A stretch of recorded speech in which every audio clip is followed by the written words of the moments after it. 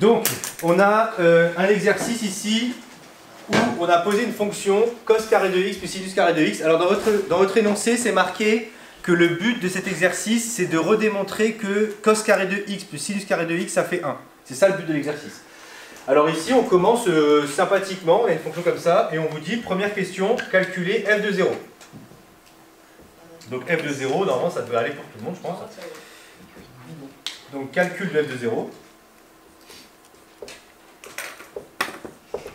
Hop. Donc f de 0, ça fait cos 0 carré plus sinus 0 carré. On sait que cos carré de 0, ça fait 1 au carré, ouais. Et que sinus carré de 0, ça fait 0 carré. Donc ça fait 1. Très bien. Donc f de 0, ça fait 1. Youpi, tralala. C'est ce que j'avais dit. Ça, on est content, on l'a fait. Ok. Bon, bah très bien. Et maintenant, ouais, question suivante, bah, justifier que f est dérivable et calculer f'. Bon, bah la fonction elle est dérivable parce que c'est une somme et une composition de fonctions dérivables. On a composé par le carré, donc et on additionne, donc il n'y a pas de souci. Donc c'est ce que je vais écrire ici. La fonction f est dérivable sur R comme somme et composition de fonction dérivable. Ouais, et composition de fonctions dérivables.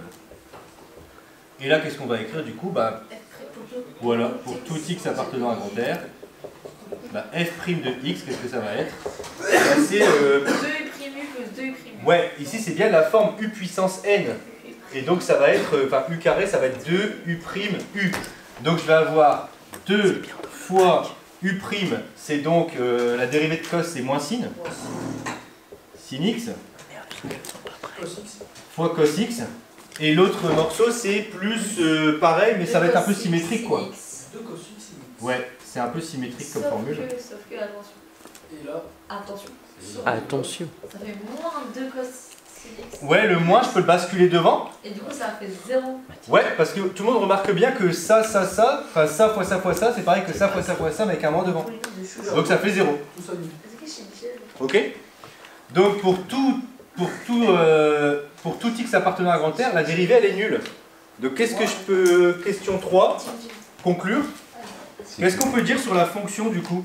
Si la dérivée elle est nulle? Elle est constante. Ouais, que la fonction elle est constante. D'accord? Donc comme f' de x égale 0 pour tout x appartenant à grand R, alors il existe une constante k, je vais l'appeler k, hein, appartenant à grand R, telle que la fonction f de x est égale à k. On est d'accord? Oui. C'est une constante. Mais votre fonction elle est constante, hein, c'est-à-dire qu'elle vaut toujours une valeur, toujours la même.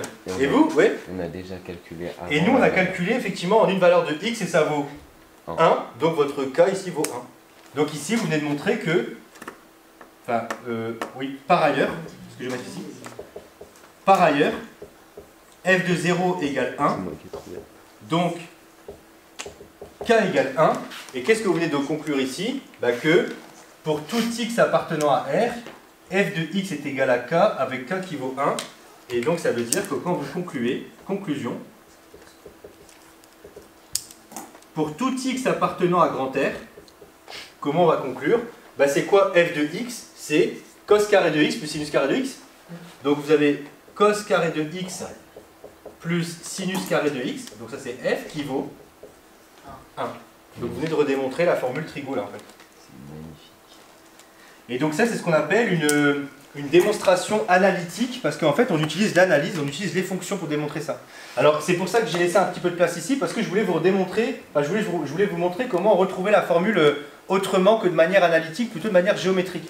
Normalement je pense que vous vous rappelez que si vous prenez un cercle trigo, donc je ne vais pas faire un cercle complet, hein, je vais juste faire ça, je vais mettre heuristique plutôt ici. Heuristique. Donc l'heuristique elle vous dit quoi? Enfin, je vous rappelle un petit peu, hein, le cercle trigo c'est ça.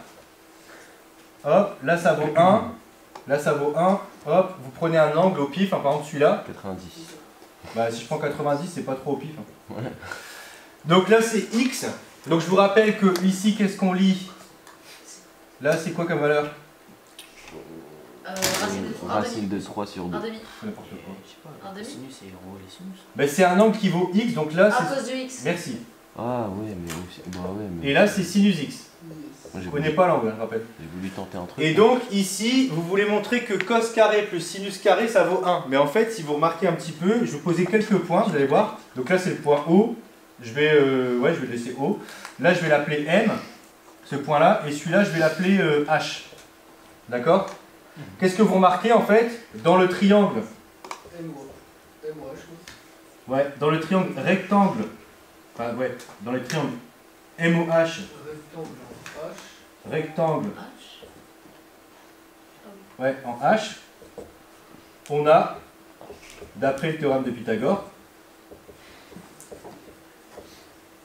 MH carré plus OH au carré qui est égal à M. ouais, c'est ça. Donc, MO au carré égale MH au carré plus OH au carré, c'est ça. MO au carré, c'est quoi? Bah, c'est la distance qui est là. Ça, c'est 1. Mais non, X, c'est l'angle. 1 au carré. 1, c'est le rayon du cercle. Hein. Donc, ça fait 1 au carré. C'est 1. Et MH au carré, c'est la distance qui est là. Mais la distance qui est là, c'est celle-là. C'est sinus. Et OH, c'est la distance qui est là, mais c'est cosinus. Et donc voilà comment on démontre rapidement que cos carré plus sinus carré, ça vaut 1. Ça, c'est la démonstration la plus rapide. Et ça, on est d'accord que ça marche pour tout x. Hein. Pour tout x appartenant à grand R, ça va marcher. Si vous faites des tours dans ce sens-là ou dans ce sens-là, ça va marcher, il n'y a pas de souci. Et l'autre façon de le montrer, c'est ça. Alors il y en a plein de démonstrations. Il y en a vraiment beaucoup. Il y en a qui utilisent des séries, des trucs, ce qu'on appelle des séries, des trucs comme ça, des sommes infinies, bref. Il y a vraiment beaucoup de démonstrations possibles à faire. D'accord? Mais ça, c'est les deux qui sont clairement accessibles. Ça, c'est niveau première que c'est accessible. Et ça, ouais, on est déjà plutôt... Je pense qu'on pourrait être niveau première aussi. Hein. Juste que c'est parce que vous n'avez peut-être pas vu la dérivation de cosinus. Ah non. C'est pas impossible. On Je sais a pas. fait juste cos qui est moins sin et sin qui est cos. Ouais, bah en fait, du coup, ça sera un truc, ça aussi, niveau première, quoi, en gros. D'accord? C'est pas très compliqué. D'accord? C'est le... c'est pas niveau cosinus. non, bah non, parce que vous savez pas que ça c'est cos et sin. Vous savez juste que Pythagore c'est ouais, troisième, on va dire. Mais par contre, c'est plutôt, on est plutôt niveau première pour celle-là. Celle-là aussi c'est plutôt niveau première en fait, hein, finalement. Il faut juste connaître que la dérivée de cos c'est moins sin, la dérivée de sin c'est cos, et que la dérivée de u puissance n ça fait n u, pardon, enfin, u puissance n moins 1. Et après vous avez juste ce raisonnement-là à faire, que votre dérivée elle est nulle, donc votre fonction elle est constante, et comme elle est constante, vous avez déjà trouvé une valeur, bah, c'est forcément cette constante-là en fait. Donc vous retrouvez ça. Donc c'est deux démonstrations que j'aime beaucoup, enfin moi je trouve qu'ils sont pas très compliqués, qui sont vraiment assez faciles, et qui ne demandent pas beaucoup de connaissances en fait. Là il faut Pythagore en connaissance, et là il faut juste savoir dériver. D'accord? C'est bon? Yes. Ok.